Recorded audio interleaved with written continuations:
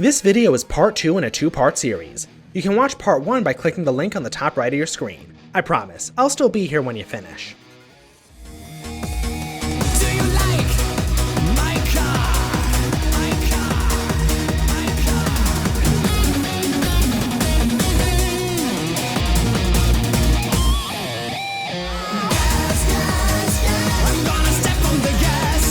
It sounds silly to say it nowadays, but cars weren't always powered by gasoline. They were originally powered by steam. While certainly an interesting concept, steam cars had quite a few problems. The biggest one being that it took 20 minutes for the water to boil. A faster solution was needed. Introducing the internal combustion engine. Through the internal combustion engine, you can convert gasoline-based explosions directly into power. That's awesome. But the first of these engines were massive, making them useful only for powering factories. If only it could be miniaturized. And thanks to one crazy German, the engine was miniaturized and fit to a car. This was a revolution, but our tinkering German didn't know that. Lucky for history, his wife did. One morning before her husband woke up, she took the car and began a road trip across Germany. The world just found out what gasoline could do. The concept was still in its infancy though, and in many ways still inferior to steam cars. But with time, gasoline-powered cars became faster and more reliable, and never suffered from a 20-minute startup time. Internal combustion engine cars were ready to take the world by storm, and they'd need gasoline. Lots of it. The oil industry would have to be ready to meet this demand, and to make a nice profit along the way. Speaking of which, do you remember that massive gas fire Royal Dutch started in the last video? Well, it turns out that was worth a fortune. Whoops.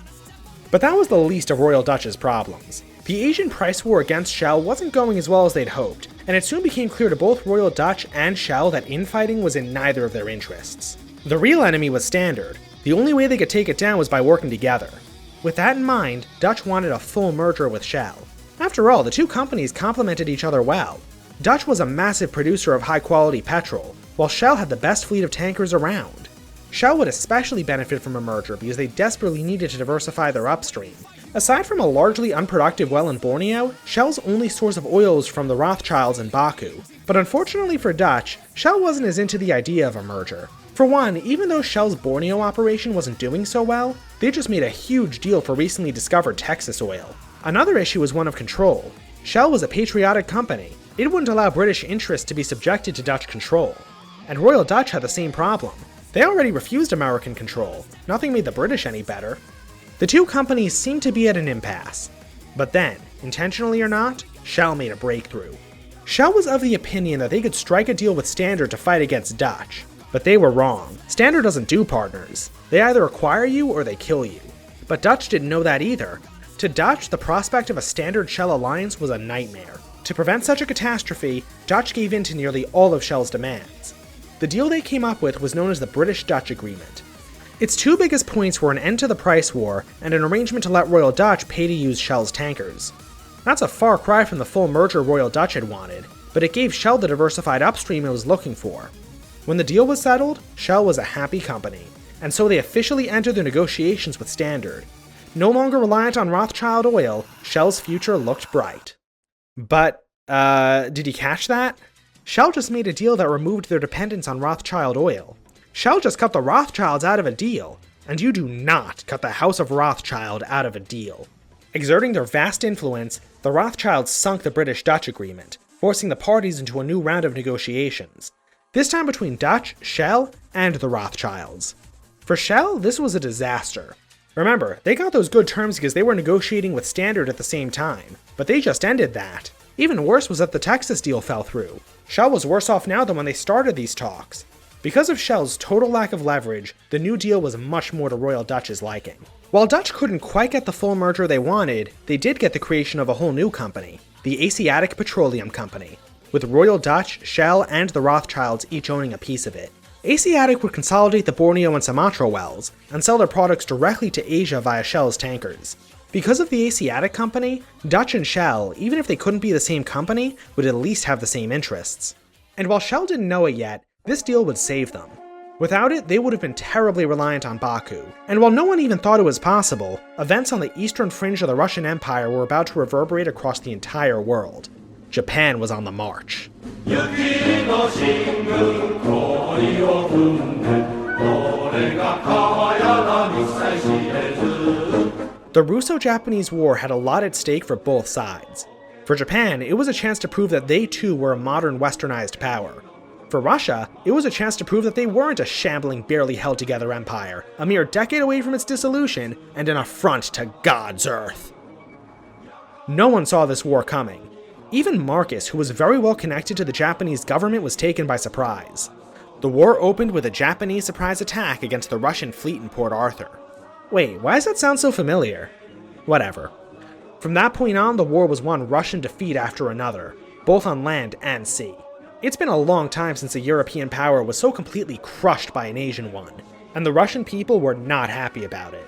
Tsar Nicholas II, one of the last absolute monarchs on Earth, was proving to be a poor ruler. When protests broke out, the Tsar made the mistake of firing into one of them. In response, the protesters became rioters. Communists, separatists, and even race conflicts ravaged the empire, with all three hitting Baku. It was bad.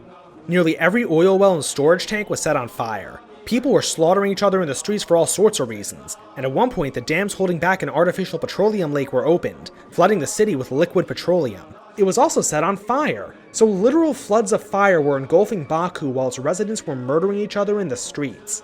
Even Joseph Stalin took part in the carnage, although he was still a low-ranking rabble-rouser at the time. Still, he was there. It would eventually take the military to calm the situation, but they came too late. Baku was destroyed, along with Shell's entire supply of oil. So it's a good thing they struck up that deal with Dutch. But for the oil business at large, something became clear. The world was becoming a smaller place, and parts of it were not safe for business. From this point on, petroleum companies would have to assess the stability of whole countries before doing business with them. This concept became known as country risk. So while Shell wasn't totally destroyed by Baku, it had other problems. Simply put, Shell was being mismanaged. It became clear that it was finally time to merge with Royal Dutch. The only barrier now was patriotism. Remember, neither the British nor Dutch wanted foreigners running their oil industries. But with assurances from Royal Dutch that they'd always look out for both British and Dutch interests, a merger was agreed upon. And, so as not to once again make the mistake of cutting the Rothschilds out of a deal, the Asiatic company was made part of the merger, making the Rothschilds the very happy majority stakeholders in the new company. Royal Dutch Shell was born. And while Dutch and Shell were uniting, Standard Oil was dividing. Meddling journalists and government agencies were creating both a PR and legal nightmare for Standard. For years, Standard had been able to maintain its control over the market in spite of these attacks. But now the matter was finally in front of the Supreme Court. The issue at hand was the Sherman Antitrust Act. This case would be a contentious one. You see, the very idea of anti-monopoly legislation might be unconstitutional. The American Constitution is a document of delegated powers, and at no point do those powers include control over the consolidation of capital. But even if the Sherman Antitrust Act was a valid piece of legislation, the courts made a shocking discovery. It was horribly written. The phrase of greatest contention was restraint of trade, as the law made creating one illegal. But every contract is a restraint of trade. This means that the bill's text made contracts illegal, and no one wanted that. So what did the Supreme Court do? Well, in spite of the bill's possible illegitimacy, the Supreme Court of the United States, channeling some real galaxy brain energy, determined that Standard Oil was an illegal monopoly, and ordered that it be broken apart within 6 months. This needs some explaining. To the Supreme Court, it didn't matter that the Sherman Antitrust Act was badly written. The court used something called the rule of reason to interpret the law. The idea here was that since Congress was bad at its job and couldn't write good legislation, the court would just ignore the text of the law and rule based on whatever they thought the intent was. This means that even though the bill's text almost certainly illegalized contracts, the court would use its reason to figure out that wasn't the intent, and so not enforce it. Now, how are 9 Supreme Court justices, however reasonable, supposed to know the intentions of, at the time of the Antitrust Act's passing, 332 congressmen, 88 senators, and an executive? I already told you, galaxy brains.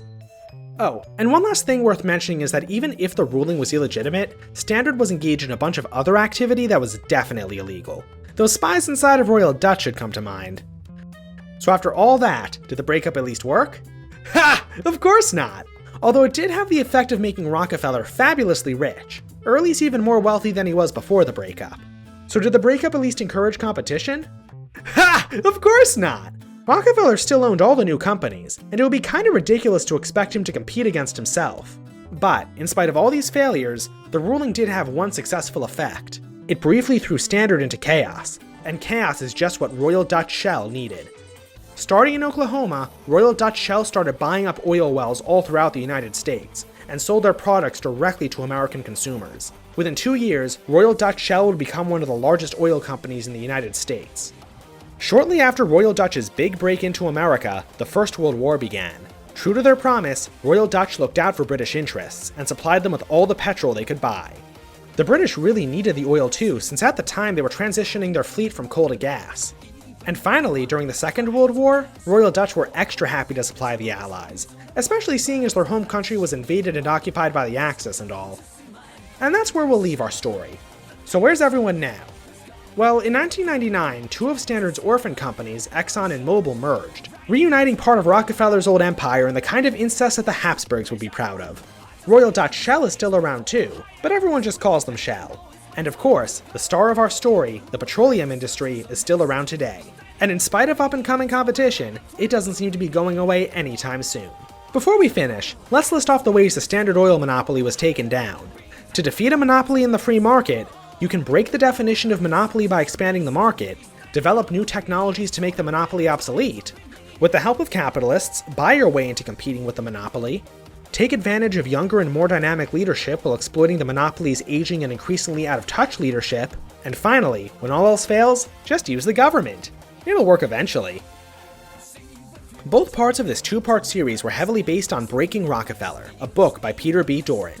It's a great read, and gets much more into the individual people involved in this story. I was particularly entertained when at the end, the author randomly starts talking about how great Senator John McCain is. Which is silly, since not only does McCain have nothing to do with this story, the man's dead. The book was recently published too. I guess the author just really liked him. Deja vu, I just been in this place.